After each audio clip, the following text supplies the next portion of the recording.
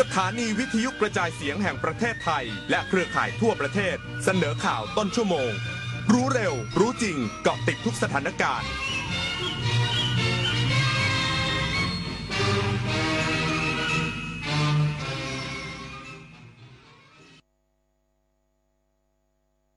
รับฟังข่าวต้นชั่วโมง 16 นาฬิกากับอรัญญาชมชื่น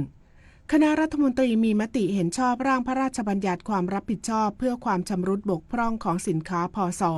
เพื่อยกระดับสิทธิของผู้ซื้อและกำหนดมาตรฐานความรับผิดชอบของผู้ขายให้มีความชัดเจนสอดคล้องกับสภาพการซื้อขายในยุคปัจจุบันอีกสักครู่กลับมาติดตามรายละเอียดค่ะประเทศไทยขับเคลื่อนด้วยพลังของคนไทยช็อปไทยช่วยไทยกับโครงการไทยช่วยไทยเพิ่มรายได้ SME ไทยร่วมสินค้าคุณภาพจากผู้ประกอบการไทยทั่วประเทศช็อปง่ายผ่าน Thailand Postmart และ Next Gen Commerce พิเศษซื้อขั้นต่ำ200 บาทรับส่วนลดทันที100 บาทต่อร้านต่อคนพร้อมคูปองส่งฟรีตั้งแต่วันนี้ถึง23มิถุนายน2569ทุกการช็อปคือพลังช่วยผู้ประกอบการไทยและขับเคลื่อนเศรษฐกิจไทยไปด้วยกันไทยช่วยไทยโดยกรมพัฒนาธุรกิจการค้ากระทรวงพาณิชย์กราบก้มบังคมบาทปิยราชธิดาพระเสด็จสู่ฟ้าปวงประชาร่ำให้ครวญนานาพระกรณียกิจในดวงจิตทวินหวนทุกเร้าเศร้าในสวงพระคือดวงใจไทย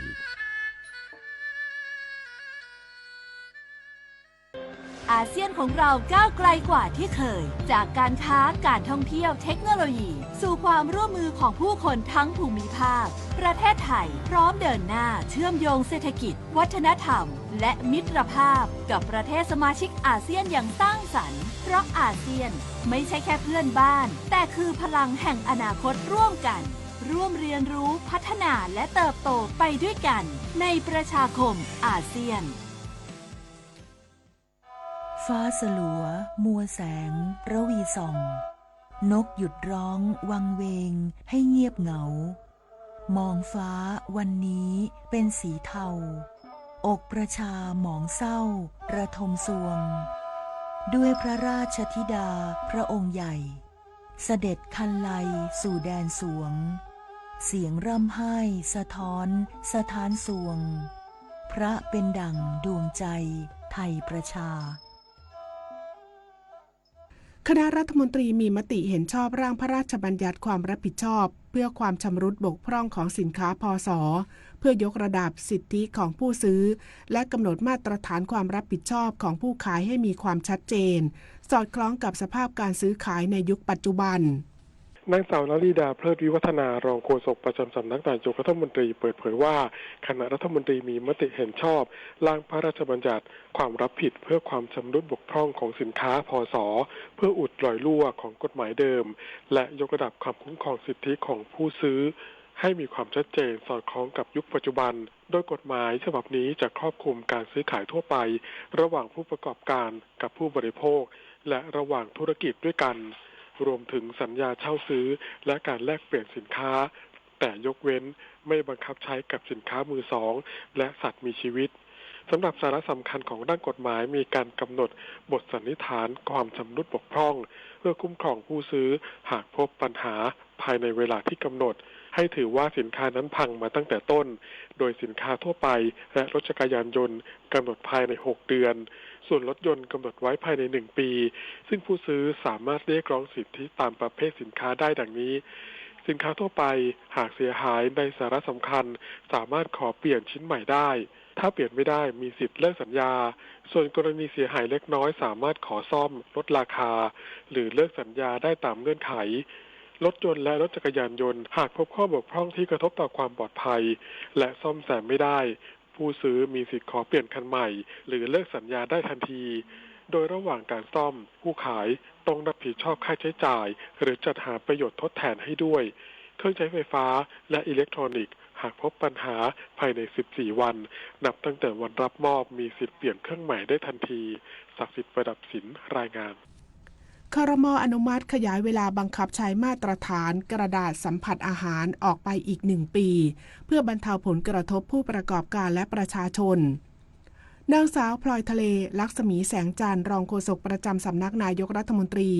เปิดเผยว่าที่ประชุมคณะรัฐมนตรีมีมติอนุมัติหลักการร่างกฎกระทรวงกำหนดให้ผลิตภัณฑ์อุตสาหกรรมกระดาษสัมผัสอาหารต้องเป็นไปตามมาตรฐานตามที่กระทรวงอุตสาหกรรมเสนอโดยมีสาระสำคัญคือการขยายระยะเวลาการบังคับใช้กฎกระทรวงดังกล่าวออกไปอีก1 ปีจากเดิมที่จะมีผลบังคับใช้ในวันที่22มิถุนายน2569เปลี่ยนเป็นให้มีผลบังคับใช้ตั้งแต่วันที่22มิถุนายน2570เป็นต้นไปเพื่อช่วยเหลือและให้เวลาปรับตัวแก่ผู้ประกอบการธุรกิจขนาดเล็กเพื่อป้องกันการปิดกิจการควบคู่กับการบรรเทาภาระค่าครองชีพของประชาชนที่อาจได้รับผลกระทบจากการปรับเปลี่ยนต้นทุนบรรจุภัณฑ์อย่างกระทันหันในช่วงรอยต่อทางเศรษฐกิจตลอดจนเป็นการป้องกันปัญหาการขาดแคลนบรรจุภัณฑ์กระดาษสัมผัสอาหารในท้องตลาดเช่นจานกระดาษถุงหิ้วกระดาษถุงขนมและกระดาษรองอาหารเพื่อให้ประชาชนยังสามารถเข้าถึงสินค้าและบริการด้านอาหารได้อย่างราบรื่นตามปกติผลการออกสลากกินแบ่งรัฐบาลประจำวันที่16มิถุนายน2569รางวัลที่1เลขที่ออก287184รางวัลเลขท้าย2ตัวเลขที่ออก48รางวัลเลขท้าย3ตัวเลขที่ออก007และ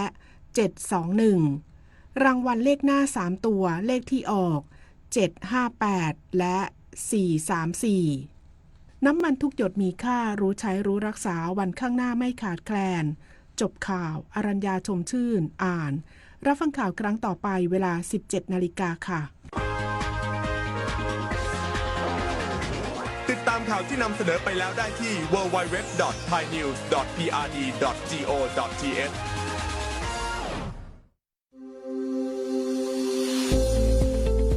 หลากหลายข้อมูลข่าวสารจากรัฐจัดเต็มข่าวเด่นในพื้นที่เมืองเหนือ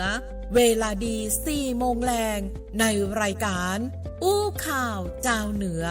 ทางสถานีวิทยุแห่งประเทศไทยภาคเหนือตอนบน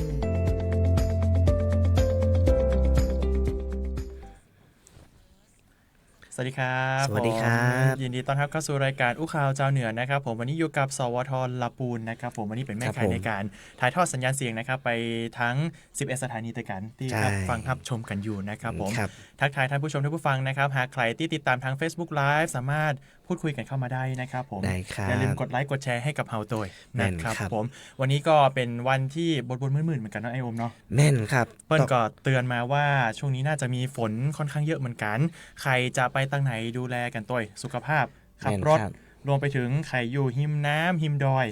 ระวังน้ำท่วมฉับพลันน้ำป่าไหลหลากดินโคลนถล่มถูกต้องติดตามในเรื่องของสภาพอากาศอย่างใกล้ชิดแต่ถ้าบ่อยากยุ่งยากไปเสาะพยากรณ์อากาศอะไรเงี้ยไปที่เพจของสวท.ทุกจังหวัดได้เลยก็จะมีการรวบรวมในเรื่องของสถิติน้ำในเรื่องของฝนข้อมูลต่างๆอยู่หน้าเพจของแต่ละจังหวัดอัปเดตบ่เกิน10 โมงของแต่ละวันติดตามกันได้ครับง่ายๆเลยนะครับอย่าลืมกดติดตามทุกเพจของสวท.กรมประชาสัมพันธ์ของเรานะครับเนื่องจากว่าเขามีการอัปเดตข้อมูลข่าวสารให้ท่านผู้ฟังท่านผู้ชมตลอดเวลาครับผมเข้ามาฟังข่าวสารกันใน8จังหวัดภาคเหนือของเรานะครับผมกับข่าวสารบ้านเฮาครับผม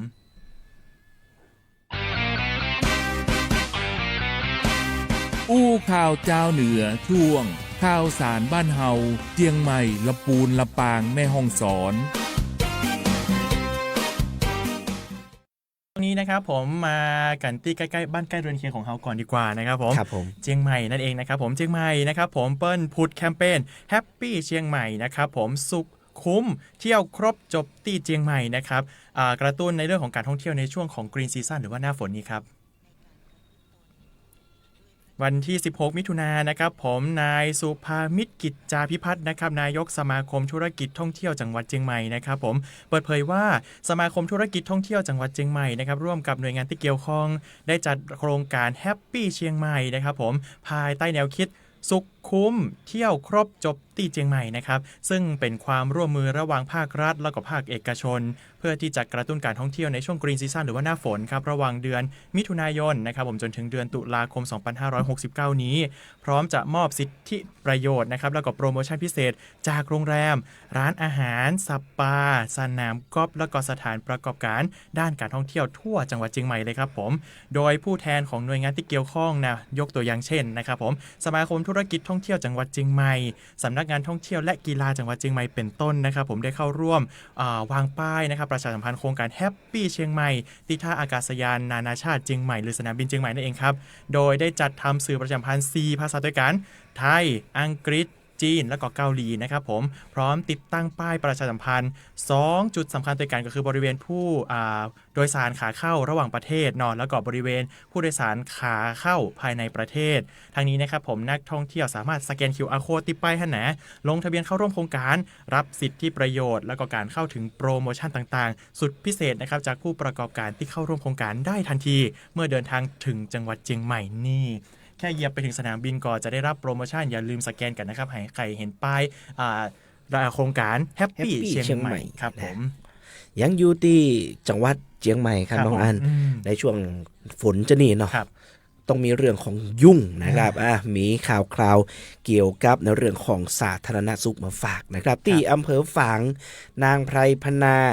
ศรีวันตันนายกองค์การบริหารส่วนตำบลม่อนปิ่นอำเภอฝางจังหวัดเชียงใหม่เป็นก็มีเปิดกิจกรรมรณรงค์ป้องกันและควบคุมโรคติดต่อนำโดยยุงในพื้นที่ตำบลม่อนปิ่นนะครับซึ่งการจัดกิจกรรมในครั้งนี้เป็นการเฝ้าระวังป้องกันและควบคุมการแพร่ระบาดของโรคติดต่อที่มียุงเป็นพาหะนะบอกจะเป็นในเรื่องของโรคไข้เลือดออกนะครับมุ่งเน้นนะครับให้ชุมชนนี่สามารถระงับและก็ควบคุมโรคได้อย่างทันท่วงทีหากพบผู้ป่วยนะครับไข้เลือดออกนี่ถ้าเจอคนป่วยนี่นะต้องสแกนเลยนะครับในพื้นที่บริเวณโดยรอบนะตลอดจนนะครับการกระตุ้นให้ประชาชนเกิดความรู้ความเข้าใจความตระหนักในการดูแลป้องกันตนเองนะครับซึ่งกิจกรรมภายในงานนี่ก็มีการรายงานสถานการณ์ล่าสุดของโรคไข้เลือดออกรวมถึงมีการแนะนำแนวทางป้องกันการควบคุมโรคในระดับท้องถิ่นนะครับก็มีสาธารณสุขอำเภอฝางนะครับโรงพยาบาลบ้านม่อนปิ่นนี่เนาะแล้วก็โรงพยาบาลต่างๆที่เกี่ยวข้องเนี่ยนะมาให้ความรู้ให้ผู้ร่วมงานได้นำความรู้นี่ไปกระจายสู่ชุมชนอย่างถูกต้องและนอกจากกิจกรรมรณรงค์ป้องกันต่างๆแล้วนะครับก็ยังมีกิจกรรมดีๆเนาะการมอบเกียรติบัตรเพื่อเป็นขวัญและกำลังใจให้แก่ผู้ปฏิบัติงานนะครับอสม.ต่างๆนะครับจากทั้ง16หมู่บ้านมีการมอบสายอาเบตนะที่เรารู้จักกันนี่นะครับคือตัวแทนอสม.ถึง16หมู่บ้านนะครับนำไปใจเป็นเครื่องมือในการดำเนินการตัดวงจรการพ่อพันธุ์ยุงลายในสถานศึกษาและชุมชนอย่างเป็นรูปธรรมครับดีเจอันนั่นแหละครับผมช่วงนี้ก็ได้ยินเสียงยุงบินตอมหูบ่อยเคยถามคำถามว่าอย่างยุงชอบบินตอมหูเพราะว่ามันมีความร้อนอยู่ตรงบริเวณหูนะเหมือนเวลาฮ้อนหูเนาะยุงมันก็จะชอบมาบินแบบแถวๆหูเห่านะครับผมจากเชียงใหม่นะจากฝางนะครับมาติดกับลำพูนซะหน่อยมาจวนดูซีรีส์กันนะครับผมครั้งนี้นะครับผมมีการเปิดกิจกรรมมหกรรมการส่งเสริมพ่อแม่รอบรู้สร้างลูกพัฒนาการดีรอบด้านในซีรีส์ชุดครอบครัวสุขสันต์ครับผมที่ลำพูนนะครับเมื่อวันที่15ที่ผ่านมานะครับผมก็ที่โรงพยาบาลลำพูนท่านเบญจวรรณมีเผือกนะครับรองผู้ว่าราชการจังหวัดลำพูนของเฮาได้รับมอบหมายจากท่านผู้ว่าราชการท่านปิยพงษ์ชูวงศ์เนาะในการเป็นประธานเปิดมหกรรมส่งเสริมพ่อแม่รอบรู้สร้างลูกพัฒนาการดีรอบด้านในซีรีส์ชุดครอบครัวสุขสันต์ทั้งหมดมี3ตอนด้วยกันครับผมการจัดกิจกรรมครั้งนี้เปิ้ลบอกว่ามีวัตถุประสงค์เพื่อเผยแพร่แพลตฟอร์มนะครับแล้วก็สื่อสร้างสรรค์นะครับชุดที่ชื่อว่าซีรีส์ครอบครัวสุขสันต์ไปสู่กลุ่มเป้าหมายบอกว่าจะเป็นคุณแม่ที่ตั้งครรภ์นะพ่อแม่ที่เลี้ยงลูกผู้ปกครองชุมชนบุคลากรทางการแพทย์และก็การดูแลเด็กปฐมวัยในศูนย์พัฒนาเด็กเล็กทั่วจังหวัดเลยนะครับผมพร้อมติดตามแล้วก็ประเมินผลนะครับผมการรับสื่อครั้งนี้เนาะเพื่อนำไปเปิดพัฒนาต่อนะครับผมซึ่งครั้งนี้นะครับโครงการก็เป็นการร่วมมือเนาะของกรมการอนามัยแล้วก็องค์การยูนิเซฟประเทศไทยนะครับผมโดยการผลิตซีรีส์ครั้งนี้เป็นของ คณะพยาบาลศาสตร์มหาวิทยาลัยมหิดลนะครับผมซึ่งเป็นเลือกลำพูนนะครับเป็น1ในจังหวัดเป้าหมาย1ใน5นะครับผมบอกว่าจะเป็นพิษโลกฉะเชิงเทราชัยภูมินราธิวาสและลำพูนบ้านเฮานะครับเปิ้นจะเอามาถอดบทเรียนว่าซื้ออันเนี้ยพอเอาไปให้พ่อให้แม่แล้วเปิ้น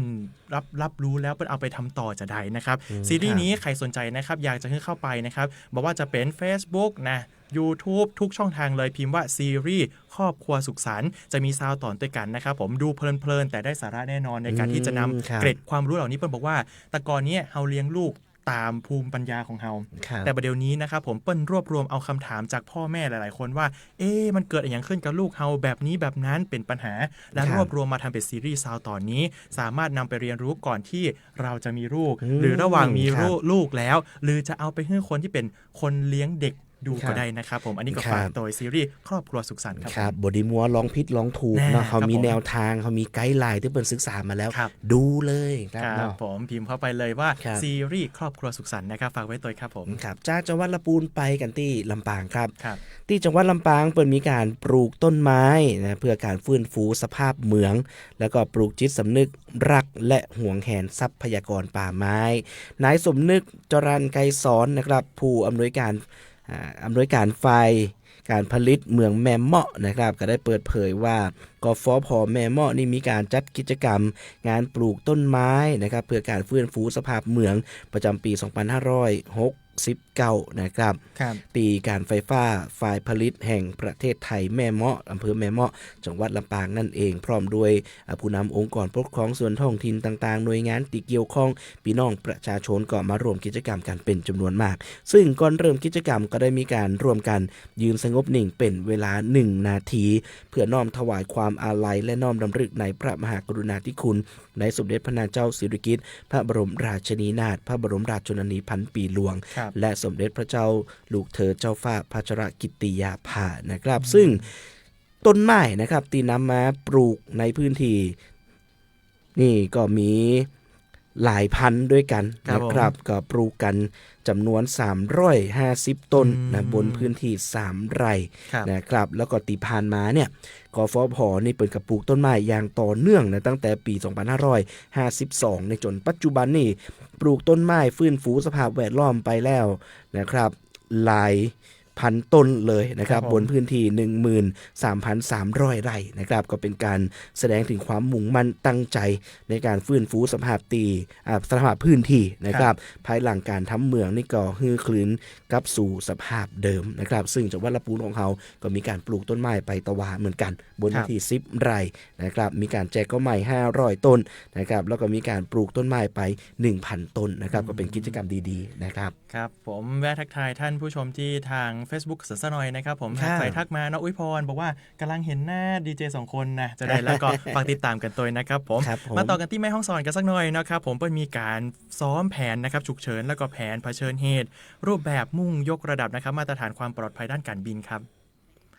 ในวันที่16นะครับก็คือวันนี้เลยนะครับที่โรงแรมสวนหมอกคำรีสอร์ทจังหวัดแม่ฮ่องสอนท่านอุดมศักดิ์ขาวหนูนานะครับรองผู้ว่าราชการจังหวัดแม่ฮ่องสอนเป็นประธานในพิธีเปิดนะครับประชุมเชิงปฏิบัติกา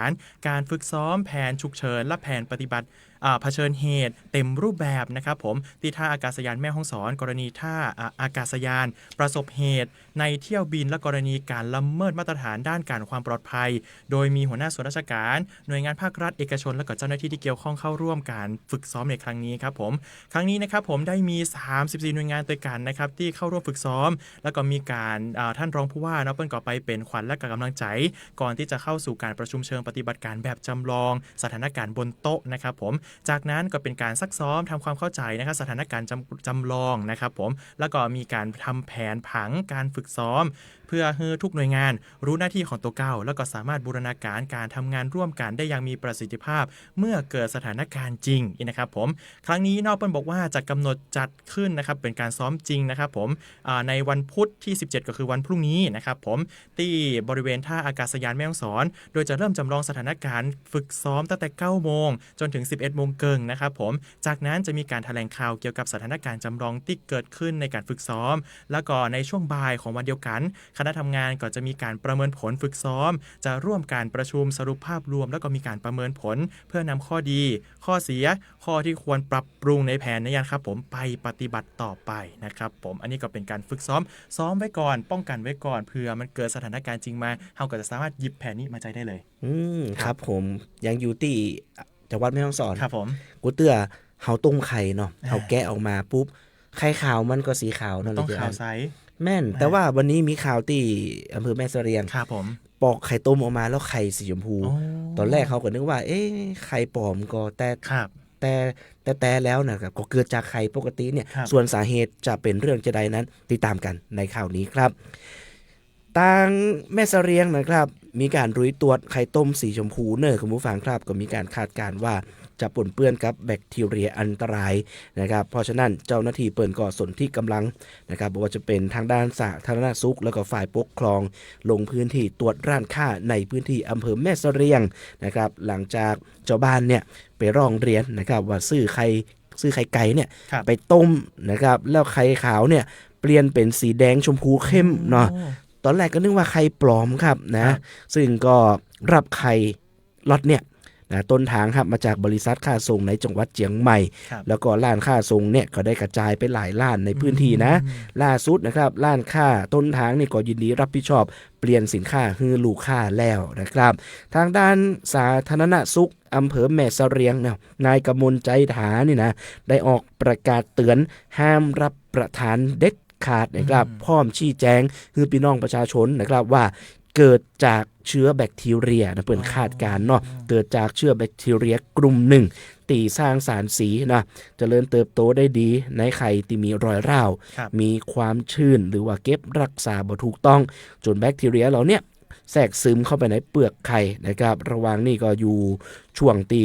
อยู่ระหว่างส่งตรวจห้องแลบเพื่อยืนยันผลทางกำเนิดคุณผู้ฟังถ้านะครับเผลอกินเข้าไปแล้วนี่เสี่ยงอาหารเป็นพิษท้องเสียหรือว่าติดเชื้อในระบบทางเดินอาหารใดนะครับพร้อมทั้งมีการเตือนนะครับเพื่อพี่น้องประชาชนเลือกซื้อไข่ที่เปลือกสะอาดบ่มีรอยแตกเล่านะบ่ใช่ว่าเดี๋ยวก็กินละปล่อยมันนั้นบ่ได้อันตรายเนาะแล้วก็ซื้อจากแหล่งตีเชื่อถือได้หากพบไข่ลักษณะผิดปกตินะคุณผู้ฟังครับงดบริโภคทันทีรีบแจ้งรพสตหรือว่าเจ้าหน้าที่สาธารณสุขในพื้นที่เพื่อตรวจสอบโดยด่วนเน้อคุณผู้ฟังครับนั่นแหละครับผมช่วงนี้เป็นหน้าฝนเนาะเหมือนที่บอกกันไว้ว่าเชื้อโรคมันเยอะดังนั้นแล้วถ้าหากเจออย่างที่มันค่อนข้างผิดแปลกไปจากเดิมงดเว้นการทานเข้าไปหน่อยนะครับเนื่องจากว่าช่วงนี้อาหารเป็นพิษแล้วก็เชื้อโรคเยอะนอกจากเชื้อโรคก็จะมีอีกหนึ่งอย่างก็คือยุงเหมือนที่พี่โอมบอกไปตะกี้เนาะเฮาจากยุงฝางตอนนี้เฮาบินขึ้นไปสู่เหนือสุสยามปาไปติดตามเรื่องยุงกับแฮมนะครับผมกำลังพลจิตอาสาพระราชทานมทบ37นะครับลงพื้นที่อำเภอแม่สวยสร้างการรับรู้ป้องกันโรคนะครับในฤดูฝนพร้อมให้คำแนะนำในเรื่องของการกำจัดนะครับแหล่งเพาะพันธุ์ยุงลายครับวันที่15นะครับที่ผ่านมานะครับร้อยโทณัฐพลบุญทัพนะครับหัวหน้าชุดปฏิบัติการประสานการคุ้มครองนะครับป้องกันชุมชนโครงการบ้านเล็กในป่าใหญ่ตามพระราชดำรินะครับบ้านห้วยไซนะครับได้นำกำลังพลจิตอาสาพระราชทานลงพื้นที่พบปะนะครับเยี่ยมเยียนพี่น้องประชาชนมุ่ง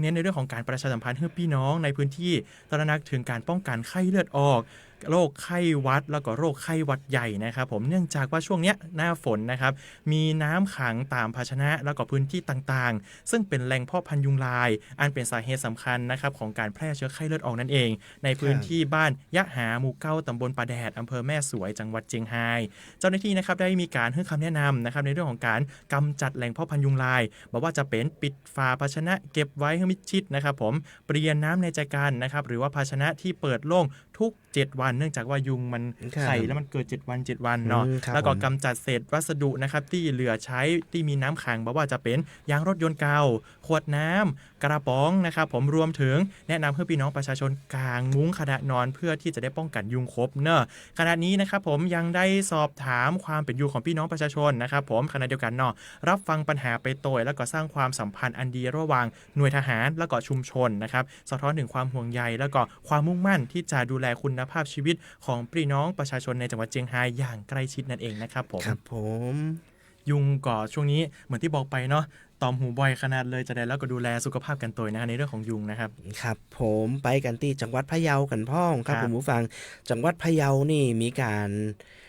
พิจารณาโครงการนะครับป้องกันและก็ยับยั้งภัยแล้งนะครับก็เพื่อเป็นการเร่งช่วยเหลือพื้นที่เสี่ยงโดยเฉพาะอำเภอเชียงคำนะครับวันนี้นายสมศักดิ์แก้วเสนารองผู้ว่าราชการจังหวัดพะเยา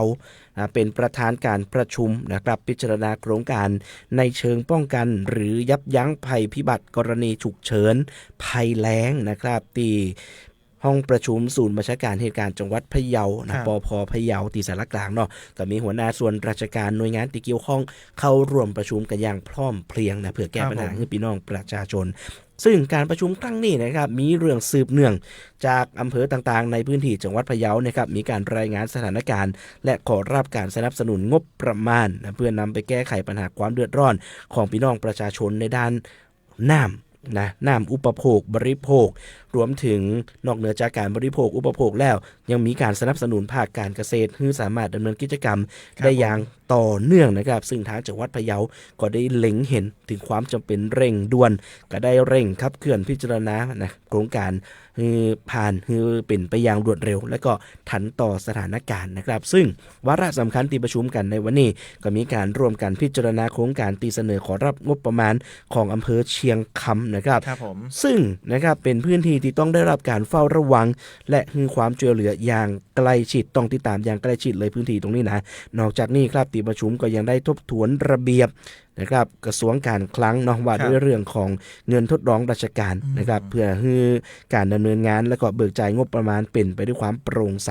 สามารถตรวจสอบได้แล้วก็เป็นไปตามกฎหมายนั่นเองนะครับผมนี่คือการทำเพื่อพี่น้องประชาชนนอกจากได้แล้วเรื่องเดือดเนื้อร้อนใจของพี่น้องประชาชนหน่วยงานภาครัฐของเราก็จะเข้าไปดูแลในเรื่องของหน่วยเพราะว่าหน่วยไหนรับผิดชอบเรื่องไหนก็จะเข้าไปดำเนินการเรื่องนั้นนะครับผมตอนนี้นะครับผมแน่นอนเลยว่าบ้านเฮานี้ก็มีซอฟต์พาวเวอร์หลายด้านด้วยกันถ้าบ้านเฮาแต้ๆที่ผ่านมากำลังมีกิจกรรมใหญ่ที่เกิดขึ้นในจังหวัดเชียงใหม่ผ้าถ้าใครไปตังอันนี้โฆษณาเลยด้วยกันว่าถ้าใครไปตังบ้านน้องแอนเนาะปาซางนะบ้านก็จะมีผ้ามัดย้อมนี่ผ้าทอมือป้าตอนะครับดอทบ้านดอนหรือจะไปแอลตังมูนั่นนะผ้างามขนาดแต่อันนี้จากผ้าที่โฆษณาฮึเปิ้ลแล้วเขาต้องโฆษณาฮึแป้ตัวตอนนี้นะครับผม จังหวัดแป้นะครับเปิ้ลก็มีการพัฒนาเครือข่ายสร้างเครือข่ายคลัสเตอร์ผ้าพื้นเมืองนะครับยกระดับภูมิปัญญาสู่ในเรื่องของตลาดสากลครับที่จังหวัดแป้นะครับเปิ้ลมีการจัดประชุมเนาะที่โรงแรมทาริสอาร์ตโฮเทลนะครับผมซึ่งคุณธนากรชหิรันนะรองผู้ว่าราชการจังหวัดแพร่นะครับเป็นประธานเปิดการอบรมครั้งนี้นะครับการอบรมครั้งนี้นะครับผมเป็นการอบรมเชิงปฏิบัติการเครือข่ายกลุ่มคลัสเตอร์ผ้าพื้นเมืองจังหวัดแพร่นะครับผมแล้วก็มีการสรุปผลการจัดทำแผนบริหารจัดการกลุ่มคลัสเตอร์นะครับผมภายใต้โครงการส่งเสริมและสร้างมูลค่าผลิตภัณฑ์จากอัตลักษณ์และภูมิปัญญาท้องถิ่นสู่ตลาดยุคใหม่นั่นเองนะครับผมซึ่งประจำปีนี้เนาะเพื่อนจะยกระดับศักยภาพของผู้ประกอบการผ้าพื้นเมืองเพื่อสามารถแข่งขันได้นะครับในประเทศที่สำคัญเลยก็คือไปต่างประเทศโดยนะครับผมพร้อมผลักดันในการพัฒนาผลิตภัณฑ์เพื่อมีความร่วมสมัยนะครับผมแต่ก่อนนี้ถ้าบ้านเฮาฮ้องว่าผ้าเมืองปุ๊บโอ้ใส่ไปวัดไปวาเดี๋ยวนี้ใส่มาแยกกันนะครับผมมาอวดมาโชว์แฟชั่นก็ยังมีเลยนะครับตอนนี้นะสร้างมูลค่าเพิ่มแล้วก็ก้าวสู่ตลาดแฟชั่นระดับสากลโดยมีผู้ประกอบการนะครับการผ้าพื้นเมืองนะช่างฝีมือนักออกแบบแล้วก็ผู้แทนจากภาครัฐแล้วก็ภาคเอกชนในจังหวัดแพร่เข้าร่วมด้วยกัน60คนนะครับผมระหว่างวันที่15จนถึงวันที่17นะเปิ้ลยังเหลือเวลาแห่มันพูกแฮม1วันเนาะตอนนี้ก็น่าจะมีการอบรมกันอยู่นะครับผมการอบรมครั้งนี้นะครับผมเปิ้ลบอกว่ามุ่งสร้างความเข้าใจเกี่ยวกับแนวคิดนะครับการรวมกลุ่มคลัสเตอร์ส่งเสริมความร่วมมือนะครับระหว่างผู้ผลิตผู้แปรรูปนักออกแบบแล้วก็ผู้จำหน่ายนะครับผมตลอดห่วงโซ่อุปทานเลยนะครับผมบอกว่าตั้งแต่ต้นน้ำกลางน้ำยาวไปจนถึงปลายน้ำเลยตั้งแต่เปิ้ลทอผ้าอันแรกเนาะจนส่งขายไปเลยนะครับพี่โอมครับผมเพื่อพัฒนาศักยภาพการบริหารจัดการอย่างเป็นระบบเปิดเวทีนะครับระดมความคิดนะครับผมจัดทำแผนบริหารจัดการเครือข่ายทั้งระยะสั้นระยะยาวนะครับรวมถึงปลูกฝังแนวคิดนะครับ Grow Together Mindset นะครับผมหรือการเติบโตไปด้วยกัน พื่อสร้างความเข้มแข็งให้กับเครือข่ายคลัสเตอร์ผ้าของเมืองแป้นะครับสามารถขับเคลื่อนการพัฒนาอย่างยั่งยืนแล้วก็กำหนดทิศทางนะครับการยกระดับผ้าพื้นเมืองให้เป็นเอกลักษณ์สำคัญนะครับผมของจังหวัดแป้แล้วก็สร้างโอกาสทางธุรกิจเศรษฐกิจแล้วก็ให้แก่ชุมชนในอนาคตกันตัวครับผมครับผมเฮาไปกันที่จังหวัดน่านแล้วไปกันที่จังหวัดน่านแล้วปุ๊บเดี๋ยวกลับมาตีอาจจะเป็นซอฟต์พาวเวอร์ตัวใหม่ของละปูนก็ได้นะนอกเหนือจากเรื่องผ้าจังหวัดละปูนของเฮามีมะม่วงนะครับแต่ว่าเฮาไปกันที่น่านก่อนนะครับตะวานี่นะครับช่วงเจ้า 10 โมงกึ่งตีสะพานพัฒนาภาคเหนือนะครับริมแม่น้ำน่านนายกเทศมนตรีเมืองน่านนายสุรพลเทียนสูตรนะครับก็ได้มอบหมายให้เจ้าหน้าที่นะครับบ่ว่าจะเป็นเจ้าหน้าที่กองช่างสุขาภิบาลเจ้าหน้าที่ทางด้านป้องกันและบรรเทาสาธารณภัยของเทศบาลเมืองน่านนะครับก็ลงพื้นที่ติดตั้งเครื่องสูบน้ำนะพร้อมตรวจสอบความเรียบร้อยความพร้อมของอุปกรณ์นะเพื่อให้สามารถใช้งานได้อย่างมีประสิทธิภาพเพื่อเป็นการเตรียมการป้องกันและบรรเทาปัญหาอุทกภัยนะครับซึ่งการทำงานครั้งนี้ก็เป็นการร่วมมือกันระหว่างกรมชลประทานและเทศบาลเมืองน่านนะในการเตรียมมาตรการรองรับสถานการณ์น้ำเพื่อเพิ่มศักยภาพในการระบายน้ำและก็ลดผลกระทบที่อาจจะเกิดขึ้นนะกับประชาชนในพื้นที่นะครับโดยเทศบาลเมืองน่านก็พร้อมบูรณาการความร่วมมือกับหน่วยงานที่เกี่ยวข้องในการเฝ้าระวังและเตรียมความพร้อมรับมือสถานการณ์น้ำอย่างต่อเนื่องนะครับผู้ฟังอันนี้ก็เป็นการป้องกันเชิงรุกนะครับเพราะว่าช่วงหน้าฝนนี่จังหวัดน่านตรงพื้นที่ท่านนะมันเป็นพื้นที่ลุ่มต่ำนะครับน้ำค่อนข้างที่จะท่วมบ่อยเพราะฉะนั้นอันนี้เป็นการป้องกันปัญหาเชิงรุกเป็นการเตรียมการก็มีห้องน้ำท่วมใหญ่เหมือนกันเนาะที่น่านนะครับผมอันนี้ก็จะเป็นการเตรียมความพร้อมนะครับก่อนตีเพราะว่าช่วงนี้เป็นช่วงที่หน้าฝนตัวละหลายที่ก็จะเตรียมการกันครับนอกจากป้องกันแล้วนะครับก็ยังมีการสำรวจเส้นทางน้ำเพื่อแล้วก็พื้นที่รับน้ำเพื่อรวบรวมข้อมูลนะประเมินสภาพพื้นที่ในการกำหนดวางแผนแนวทางป้องกันลดความเสี่ยงจากอุทกภัยในปีนี้นั่นเองครับก็เป็นเรื่องดีๆนะครับแล้วก็กลับมาตีจังหวัดละปูนของเฮาวันนั้นน้องอั้นโพสต์นะไปเข้าไปอ่านข่าวแล้วรองอธิบดีกรมการค้าภายในลงพื้นที่แถวปาซางแถวเวียงหนองล่องนะครับก็เป็นท้ายฤดูกาลของมะม่วงละก็ไปสำรวจการรับซื้อของลงเนาะการผลิตนะครับการรับซื้อนะครับก็มีการลงพื้นที่ไปตรวจตาจังก้าไปดูว่าผลผลิตนักกอหรืออะไรอย่างจะได้เป็นมะม่วงเขียวมรกตอันนี้บอกเลยว่าเป็นแถมหนึ่งสายพันธุ์ตีกินซุกแล้วล้ำเพราะตอนดิบนี่แข็งเนื้อแน่นแต่ถ้าพอซุกมานี่แซมใส่ตู้เย็นนี่นะล้ำเหมาะตะกี้มีคนเอิ้นมาว่าถ้าสมมติเราเอาพันแล้วก็เอายัดตู้เย็นไว้เลยเวลาเอาออกมาทานในช่วงนี้เนาะอากาศร้อนพ่องเย็นพ่องกินเข้าไปปุ๊บมันรู้สึกสดชื่นนะครับผมสดชื่นแล้วมีซิกเนเจอร์อาจจะเป็นซิกเนเจอร์ตัวใหม่วันนั้นดีเจโอมก็ได้ลงพื้นที่เนาะไปสำรวจเรื่องการจำหน่ายมะม่วงของละปูนไปกินกาแฟมะม่วงน้องอันตอนแรกนึกว่ามันจะเหมือนกาแฟใส่ส้มครับผมก็นะแต่พอกินแล้วสัมผัสแล้วปุ๊บน่าจะมีความนัวมันเข้ากันมันนัวนะครับใช้คำว่านัวนี่อยากให้มาลองจิ้มได้นะที่จังหวัดละปูนของเฮาใครแวะเวียนมาที่จังหวัดละปูนนะครับอย่าลืมนะครับผลไม้ของเฮาก็คือมะม่วงนะครับผมนั่นแหละครับนี่คือทั้งหมดของรายการอู้ข่าวเจ้าเหนือนะครับโดยสวทละปูนนะครับผมซึ่งรายการต่อไปที่เฮาจะไปรับชมกันก็คือใต้ร่มพระบารมีผ้าพันปีหลวงนะครับซึ่งวันนี้ก็จะเป็นสวทมุกดาหารนะครับในการที่จะถ่ายทอดนะครับในเรื่องของการสำนึกในพระมหากรุณาธิคุณของผ้าพันปีหลวงไปติดตามกันครับติดตามรับฟังรายการอู้ข่าวเจ้าเหนือได้ทุกวันจันทร์ถึงวันศุกร์เวลาดี 4 โมงแรงทางสวทลำปาง FM 97 เมกะเฮิรตซ์สวทลำปูน FM 95 เมกะเฮิรตซ์สวทพะเยา FM 95.25 เมกะเฮิรตซ์สวทแป้ FM 91 เมกะเฮิรตซ์สวทน่าน FM 94.75 เมกะเฮิรตซ์สวทเชียงใหม่ FM 98 เมกะเฮิรตซ์และ AM 639 กิโลเฮิรตซ์สวทฝาง FM 89.25 เมกะเฮิรตซ์สวทเจียงไฮ้ FM 95.75 เมกะเฮิรตซ์สวทแม่ฮ่องสอน FM 104 เมกะเฮิรตซ์สวทแม่เสรียง FM 90.5 เมกะเฮิรตซ์และสวทเพื่อการเรียนรู้และเตือนภัยภาคเหนือ AM 549 กิโลเฮิรตซ์และเพจ Facebook ของแต่ละสถานีเนอร์ครับไปกันที่เมืองลำปางไปกันที่เมืองลำปาง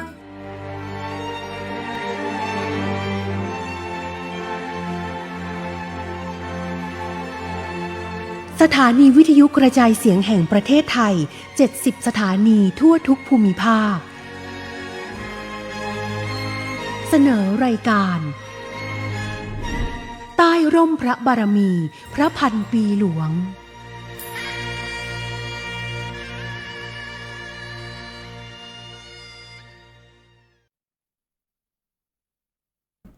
สวัสดีค่ะขอต้อนรับเข้าสู่รายการใต้ร่มพระบารมีพระพันปีหลวงเป็นรายการเพื่อน้อมรำลึกในพระมหากรุณาธิคุณเป็นล้นพ้นอันหาที่สุดมิได้ของสมเด็จพระนางเจ้าสิริกิติ์พระบรมราชินีนาถพระบรมราชชนนีพันปีหลวงออกอากาศทางสถานีวิทยุกระจายเสียงแห่งประเทศไทย70สถานีทั่วประเทศของกรมประชาสัมพันธ์เป็นประจำทุกวันจันทร์ถึงวันศุกร์เวลา 16:30 น.ถึง 17:00 น.ค่ะและวันนี้พบกับสถานีวิทยุกระจายเสียงแห่งประเทศไทยจังหวัดมุกดาหารกับดิฉันนางสาวพัชริดาภูปังผู้ดำเนินรายการค่ะคุณผู้ฟังคุณผู้ชมคะสมเด็จพระนางเจ้าสิริกิติ์พระบรมราชินีนาถพระบรมราชชนนีพันปีหลวงทรงประกอบพระราชกรณียกิจนานับประการเพื่อประโยชน์สุขของประสบนิกรทุกหมู่เหล่าในพื้นที่จังหวัดมุกดาหารพระองค์ได้เสด็จพระราชดำเนินทรงเยี่ยมราษฎรหลายครั้ง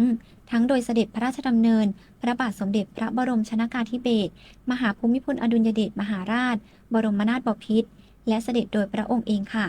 และวันนี้จะได้พาทุกท่านย้อนรอยการเสด็จของพระองค์ณอำเภอคำชะอีจังหวัดมุกดาหารกับช่วงภาพเก่าเล่าเรื่องขอเชิญติดตามรับฟังรับชมค่ะขอนำทุกท่านเข้าสู่ช่วงภาพเก่าเล่าเรื่อง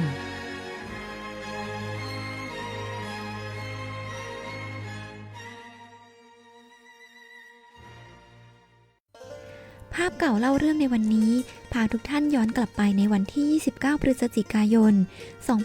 2520 ที่โรงเรียนคำชะอีวิทยาคารอำเภอคำชะอี จังหวัดมุกดาหารเมื่อ 48 ปีก่อน ณ สถานที่แห่งนี้ประสบนิกรชาวจังหวัดมุกดาหารและจังหวัดใกล้เคียงได้เฝ้าทูลละอองธุลีพระบาทรับเสด็จพระบรมวงศานุวงศ์ที่คนไทยรักและเทิดทูนอย่างยิ่งถึง 4 พระองค์นั่นคือพระบาทสมเด็จพระบรมชนกาธิเบศรมหาภูมิพลอดุลยเดชมหาราชบรมนาถบพิตรพร้อมด้วยสมเด็จพระนางเจ้าสิริกิติ์พระบรมราชินีนาถพระบรมราชชนนีพันปีหลวงสมเด็จพระกนิษฐาธิราชเจ้ากรมสมเด็จพระเทพรัตนราชสุดาสยามบรมราชกุมารีและสมเด็จพระเจ้าน้องนางเธอเจ้าฟ้าจุฬาภรณ์วลัยลักษณ์อัครราชกุมารีกรมพระศรีสว่างควัตรวรขัตติยราชนารีได้เสด็จพระราชดำเนินโดยเฮลิคอปเตอร์พระที่นั่งมายังบริเวณสนามโรงเรียนคำชะอีวิทยาคารอำเภอคำชะอีจังหวัดนครพนมในขณะนั้นทุกพระองค์ได้เสด็จพระราชดำเนินไปทรงเยี่ยมเยียนและทักทายราษฎรและทรงมีพระราชปฏิสันถานกับประชาชนที่มาเฝ้ารับเสด็จอย่างใกล้ชิดทรงพระราชทานอุปกรณ์การเรียนแก่คณะครูและนักเรียนโรงเรียนคำชะอีวิทยาคารและทรงแนะนำให้ราษฎรปลูกข้าวและประกอบอาชีพที่สุจริตพร้อมทั้งทรงลงพระปรมาภิไธยไว้เป็นหลักฐานในสมุดเยี่ยมของโรงเรียนคำชะอีวิทยาคารจากเหตุการณ์ในครั้งนั้นถือเป็นหมุดหมายแห่งความจงรักภักดีของชาวคำชะอีโดยได้มีการจัดสร้างเป็นสัญลักษณ์แห่งสถานที่เสด็จพระราชดำเนินไปทรงปฏิบัติพระราชกรณียกิจเพื่อบำบัดทุกข์บำรุงสุขแก่ประชาชนเฉลิมพระเกียรติเนื่องในโอกาสมหามงคลเฉลิมพระชนมพรรษา80 พรรษา5 ธันวาคม 2550 ไว้ณโรงเรียนคำชะอีวิทยาคารเพื่อรำลึกถึงเหตุการณ์สำคัญเมื่อครั้งที่พระบรมวงศานุวงศ์เสด็จพระราชดำเนินเยี่ยมเยียนราษฎรและทรงปฏิบัติพระราชกรณียกิจเพื่อบำบัดทุกข์บำรุงสุขในพื้นที่เมื่อเดินเข้าไปภายในจะเป็นสถานที่ประดิษฐานเครื่องสักการะและเรื่องราวบันทึกเหตุการณ์ที่ทางอำเภอคำชะอีและคณะครูโรงเรียนคำชะอีวิทยาคารได้เพียรพยายามที่จะรวบรวมจากการตามหาเพื่อสัมภาษณ์พูดคุยกับบุคคลในภาพและถ่ายทอดเรื่องราวเหล่านั้นเป็นชุดนิทรรศการและภาพถ่ายไว้ณสถานที่แห่งนี้เพื่อให้เป็นศูนย์รวมจิตใจและใช้ในการจัดกิจกรรมแสดงความจงรักภักดีของชาวอำเภอคำชะอีจังหวัดมุกดาหารโดยในปี 2568 ที่ผ่านมา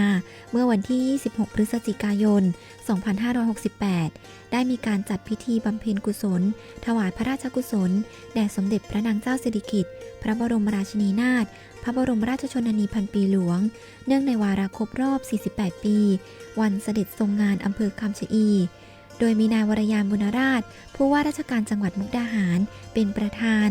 โดยมีครูนักเรียนผู้นำชุมชนและประชาชนร่วมงานจำนวนมากซึ่งในวันดังกล่าวได้มีการแปลอักษรเป็นสัญลักษณ์พระปรมาภิไธยสก.โดยนักเรียนโรงเรียนคำชะอีวิทยาคารเป็นภาพที่สวยงามและสมพระเกียรติเพื่อแสดงความจงรักภักดีและรำลึกในพระมหากรุณาธิคุณอันหาที่สุดมิได้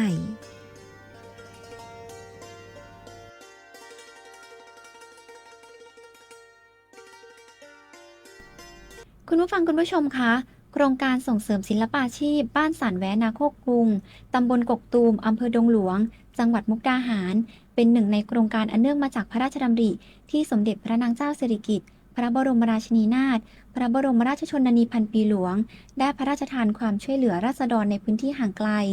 โดยทรงส่งเสริมให้มีการปักผ้าและทอผ้าไหม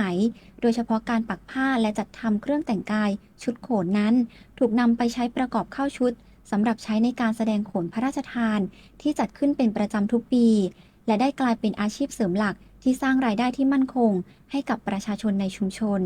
นับเป็นพระมหากรุณาธิคุณหาที่สุดมิได้แก่ประสบนิกรของพระองค์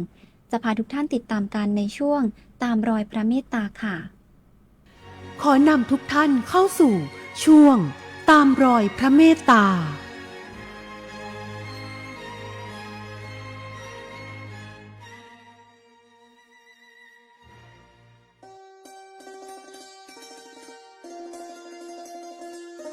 สมเด็จพระนางเจ้าสิริกิติ์พระบรมราชินีนาถพระบรมราชชนนีพันปีหลวงได้ทรงพระกรุณาโปรดเกล้าพระราชทานความช่วยเหลือแก่ราษฎรในพื้นที่อำเภอดงหลวงจังหวัดมุกดาหารซึ่งเป็นพื้นที่ห่างไกลและทุรกันดารโดยเฉพาะกลุ่มชาติพันธุ์ที่เคยประสบปัญหาความยากจนมีรายได้น้อยและขาดแคลนพื้นที่ทำกินด้วยพระราชปณิธานที่ว่าอย่ามาพูดเรื่องกำไรขาดทุนกับฉัน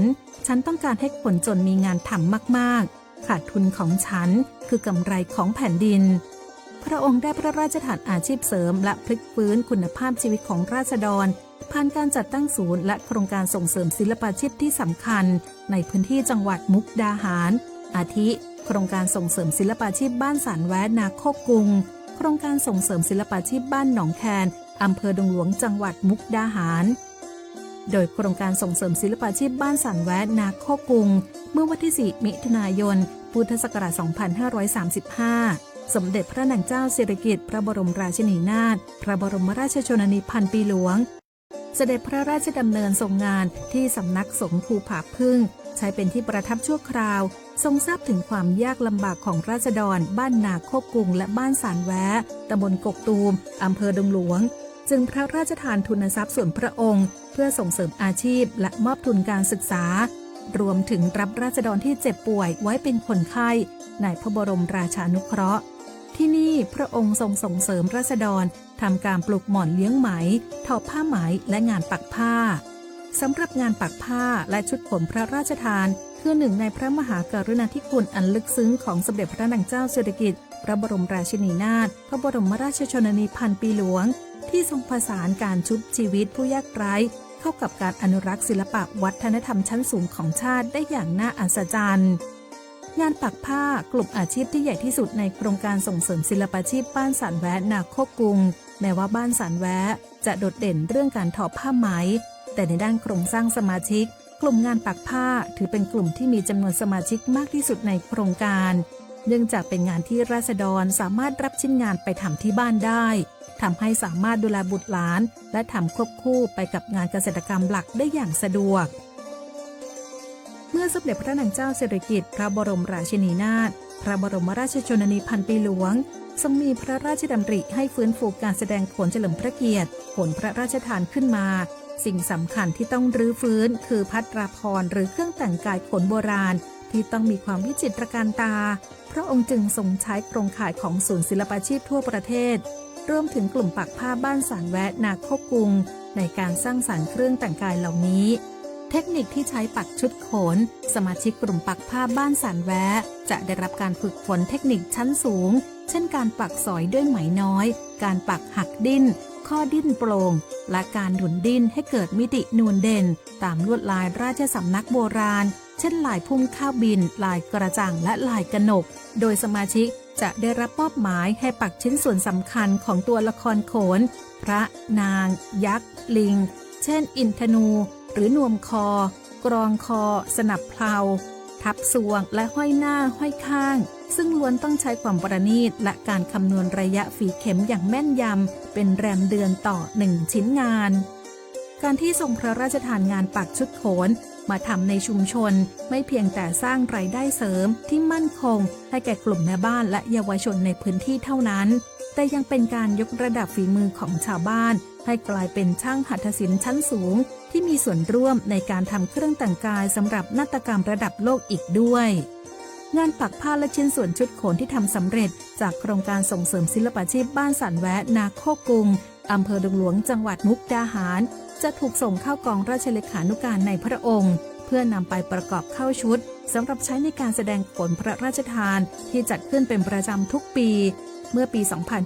2568 ผลงานโครงการได้ไปอวดโฉมในงานแสดงโขนที่ยิ่งใหญ่ที่สุดคือโขนมูลนิธิส่งเสริมศิลปาชีพเรื่องรามเกียรติ์ตอนสัตยาภาลีจะแสดงระหว่างวันที่ 6 พฤศจิกายนถึงวันที่ 8 ธันวาคม พุทธศักราช 2568 ณ หอประชุมใหญ่ ศูนย์วัฒนธรรมแห่งประเทศไทย นอกจากพระมหากรุณาธิคุณในการพระราชทานอาชีพแล้วทุกโครงการอันเนื่องมาจากพระราชดำริยังเน้นย้ำเรื่องการพัฒนาคุณภาพชีวิตอย่างยั่งยืนโดยมีการส่งเสริมแหล่งผลิตอาหารชุมชนให้ความรู้ด้านการเกษตรตลอดจนอนุรักษ์ภูมิปัญญาการทอผ้าและหัตถกรรมพื้นบ้านให้คงอยู่คู่แผ่นดินไทย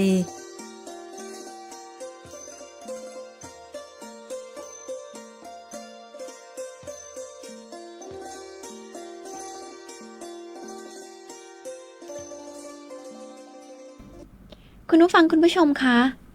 ในช่วงสานต่อพระราชปณิธานในวันนี้จะพาทุกท่านไปพบกับนายนราวิทย์มณีฤทธิ์นายอำเภอคำชะอีจังหวัดมุกดาหารเป็นหนึ่งในข้าราชการที่มุ่งมั่นอุทิศตนในการปฏิบัติงานเพื่อขับเคลื่อนนโยบายของภาครัฐโดยเฉพาะอย่างยิ่งการสืบสานพระราชปณิธานและพระราชดำริของสมเด็จพระนางเจ้าสิริกิติ์พระบรมราชินีนาถพระบรมราชชนนีพันปีหลวงด้วยการบูรณาการการทำงานร่วมกับทุกภาคส่วนในการยกระดับคุณภาพชีวิตของประชาชนในพื้นที่อย่างเป็นรูปธรรมติดตามได้กับช่วงสานต่อพระราชปณิธานค่ะช่วงสานต่อพระราชปณิธาน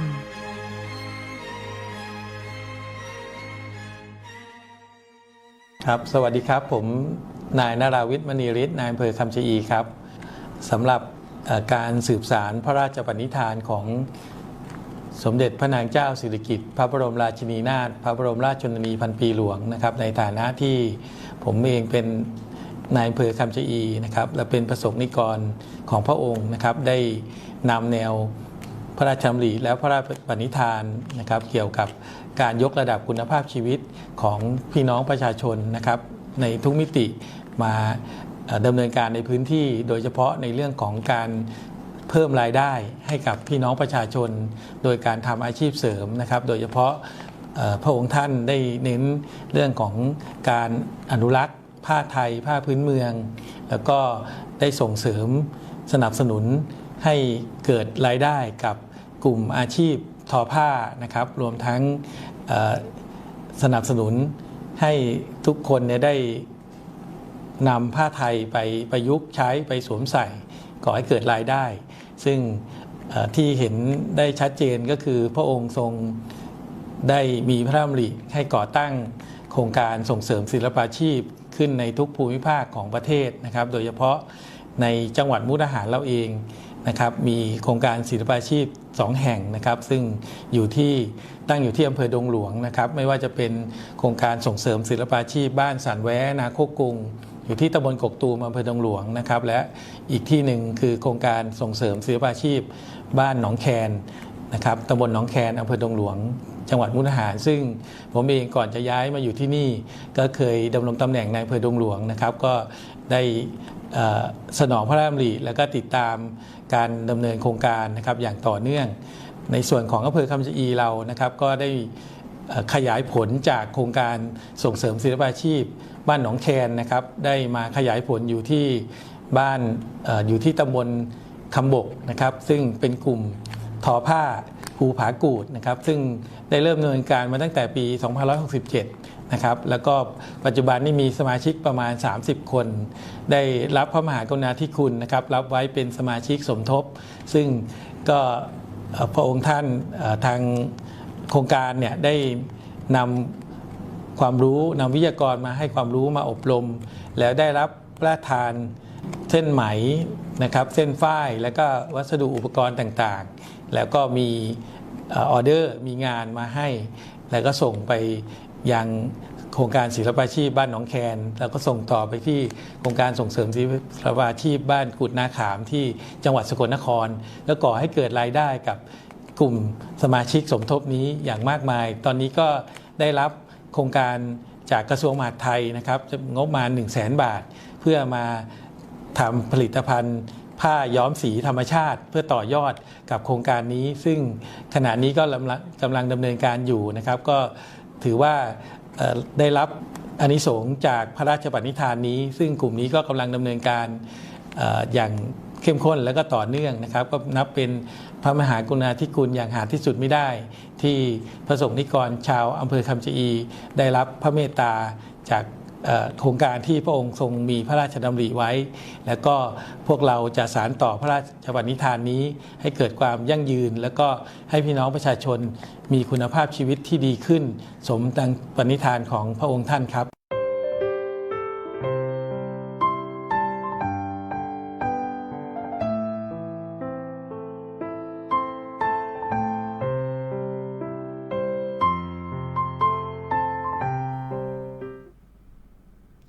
คุณผู้ฟังคุณผู้ชมคะรายการใต้ร่มพระบารมีพระพันปีหลวงในช่วงนี้จะพาทุกท่านติดตามความก้าวหน้าการฝึกซ้อมกำลังพลฉุดชักราชรถเพื่อเตรียมความพร้อมสำหรับการปฏิบัติหน้าที่ในงานพระราชพิธีถวายพระเพลิงพระบรมศพสมเด็จพระนางเจ้าสิริกิติ์พระบรมราชินีนาถพระบรมราชชนนีพันปีหลวงค่ะพลโทณัฐเดชจันทรังสุขแม่ทัพน้อยที่1เดินทางตรวจเยี่ยมและติดตามความก้าวหน้าการฝึกซ้อมกำลังพลฉุดชักราชรถณโรงเรียนทหารสรรพาวุธกรมสรรพาวุธทหารบกจังหวัดนครราชสีมาเพื่อเตรียมความพร้อมสำหรับการปฏิบัติหน้าที่ในงานพระราชพิธีถวายพระเพลิงพระบรมศพสมเด็จพระนางเจ้าสิริกิติ์พระบรมราชินีนาถพระบรมราชชนนีพันปีหลวงโอกาสนี้พลโทณัฐพรขวัญแย้มเจ้ากรมสรรพาวุธทหารบกพันเอกนักรบเหมือนแก้วรองผู้บัญชาการโรงเรียนทหารสรรพาวุธกรมสรรพาวุธทหารบกพร้อมด้วยผู้บัญชาการและกำลังพลให้การต้อนรับและบรรยายสรุปผลการฝึกซ้อมรวมถึงความพร้อมด้านกำลังพลและการปฏิบัติภารกิจในภาพรวมแม่ทัพน้อยที่1กล่าวว่า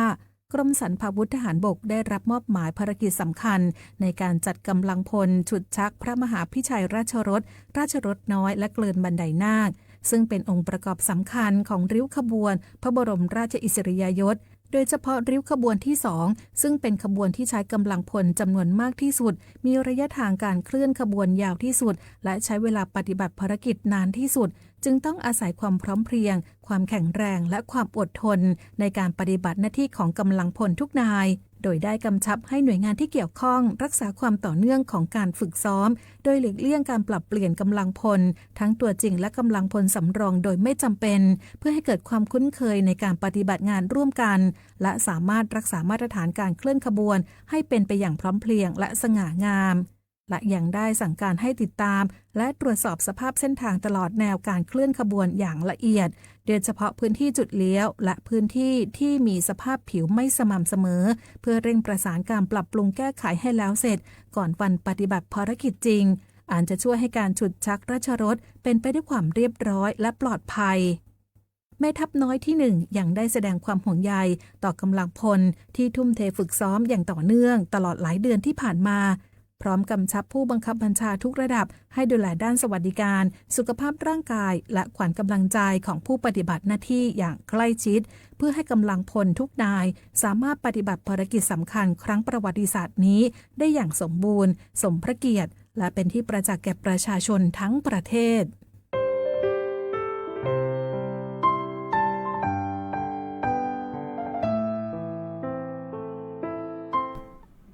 คุณผู้ฟังคุณผู้ชมคะรายการใต้ร่มพระบารมีพระพันปีหลวงออกอากาศเป็นประจำทุกวันจันทร์ถึงวันศุกร์เวลา 16:30 น.ถึง 17:00 น.ทางสถานีวิทยุกระจายเสียงแห่งประเทศไทย 70 สถานีทั่วประเทศของกรมประชาสัมพันธ์ค่ะสามารถติดตามรับฟังและรับชมกันได้ค่ะและในวันนี้เวลาของรายการหมดลงแล้วดิฉันนางสาวพัชริดาภูปังจากสถานีวิทยุกระจายเสียงแห่งประเทศไทยจังหวัดมุกดาหารลาทุกท่านด้วยบทเพลงผู้หญิงแห่งแผ่นดินสวัสดีค่ะ